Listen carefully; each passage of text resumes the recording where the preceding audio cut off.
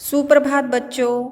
कल हमने हिंदी ग्रामर में पाठ 7 की रीडिंग की थी। पाठ का नाम था सर्वनाम।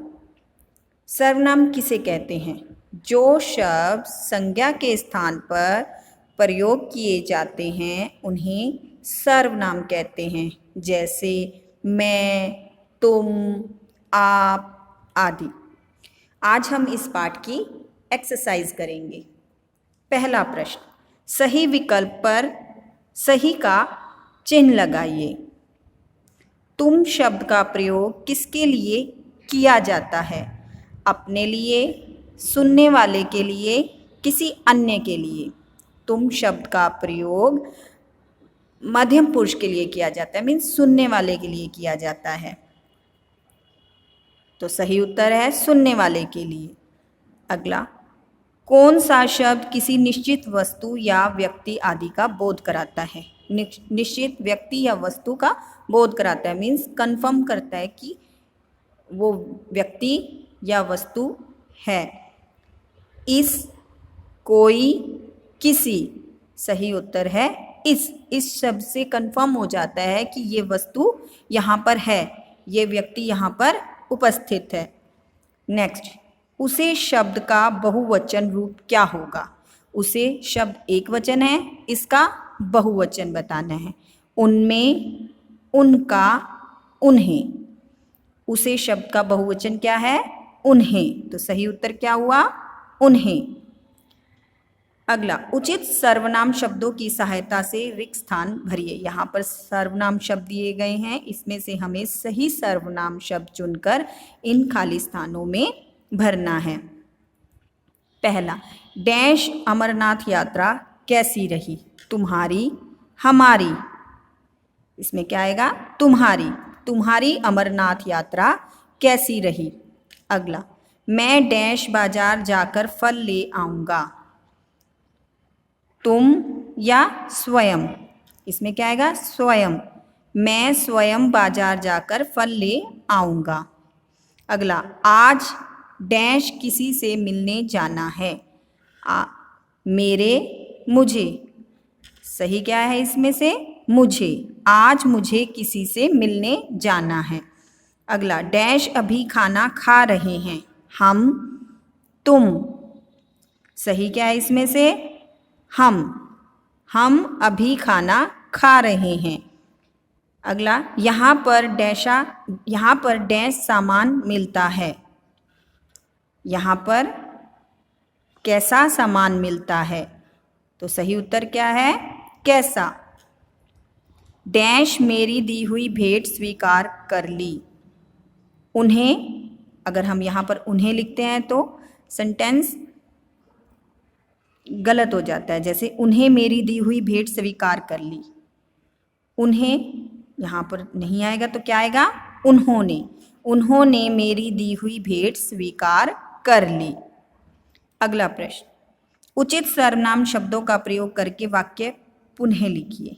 यहाँ पर हमें जो सर्वनाम शब्द दिए गए हैं उन्हें सही कर लिखना है और फिर वाक्य को दोबारा लिखना है। जैसे पहला, तुम किसके साथ मेला देखने जा रहे हैं? देखो यहाँ पर तुम के साथ जा रहे हैं मैच नहीं होता, इसके साथ क्या होगा? तुम किसके साथ मेला देखने जा रहे हो। तो हमें तुमको क्या करना है? ठीक करना है। तो इसकी जगह हम क्या लिखेंगे?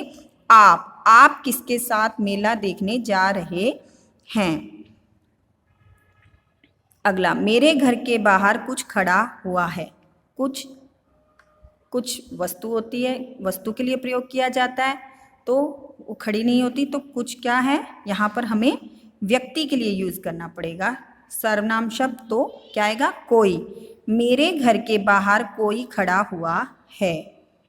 अगला, आप हमेशा मैंने को ही डांटती रहती हो। यह वाक्य गलत है क्योंकि यहाँ पे सर्वनाम शब्द का जो लिखा गया है वो गलत है। आप हमेशा मुझे ही डांटती रहती हो।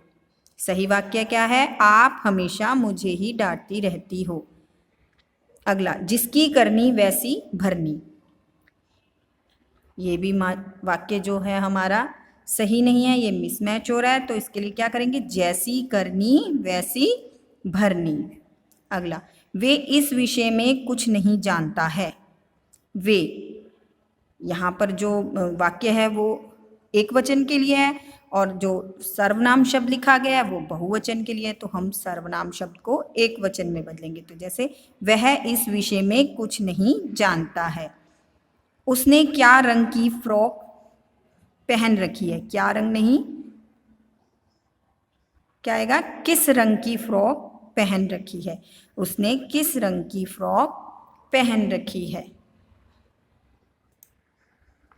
अगला प्रश्न, चित्रों को देखकर उचित सर्वनाम शब्दों के वाक्य पूरे कीजिए। इस डिब्बे में डैश है, इस डिब्बे में क्या है।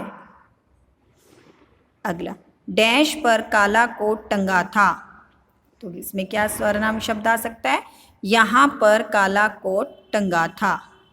अगला, डैश अपना गृह कार्य कर लिया है, तो क्या आएगा, मैंने अपना गृह कार्य कर लिया है। अगला, कार का शीशा डैश तोड़ा, कार का शीशा किसने तोड़ा। अगला, मम्मी आज डैश खास बना रही है, मम्मी आज क्या खास बना रही हैं। अगला, डैश शोर मचाएगा डैश सजा पाएगा, जो शोर मचाएगा वह सजा पाएगा।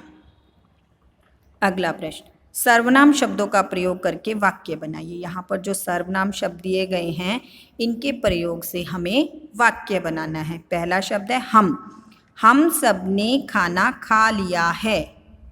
अगला शब्द उसके, उसके शब्द से हम वाक्य बनाएंगे, उसके पिताजी दुकानदार हैं। वह मेरा प्रिय मित्र है। अगला शब्द तुम्हारा क्या नाम है।